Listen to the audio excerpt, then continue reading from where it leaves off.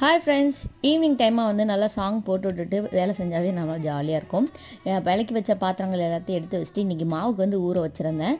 உளுந்து வந்து கொஞ்சம் நேரம் ஊற வச்சுட்டு அதுக்கப்புறமா தூக்கி ஃப்ரீசரில் வச்சுட்டு அப்புறமா அரைச்சோன்னா சூப்பராக ஃப்ளஃபியாக இருக்கும்.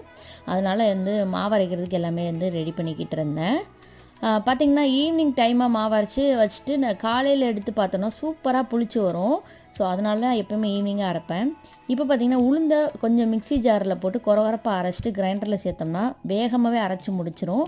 டைம் ரொம்ப சேவ் ஆகும். கையோடு வந்து அந்த மிக்ஸி ஜார் எல்லாத்தையுமே வந்து கழுவி வச்சுட்டு நைட்டு வந்து ஒன் பார்ட் ரெசிப்பியாக என் ஹஸ்பண்ட் வந்து பட்டாணி புலாவ் தான் வந்து கேட்டிருந்தாங்க. சரி ஓகே அப்படின்னு, ஏன்னா நைட் ஃபுல்லாக வேலை இருக்குது அப்படின்னால கொஞ்சம் ஃபில்லிங்காக இருக்கணும் அப்படின்னு. ஸோ அதான் ரெடி பண்ணிகிட்டு இருந்தேன். ரெசிபி வந்து நான் கண்டிப்பாக வந்து நம்மளுடைய லாங் வீடியோவில் வந்து உங்களுக்கு வந்து ஷேர் பண்ணுறேன். அதுக்கப்புறமா இந்த மாதிரி வேலையெல்லாம் முடிச்சுட்டு தூங்கியாச்சு. காலையில் எழுந்திரிச்சு பார்த்தா வீடு லைட் போட்ட மாதிரி இருந்துச்சு.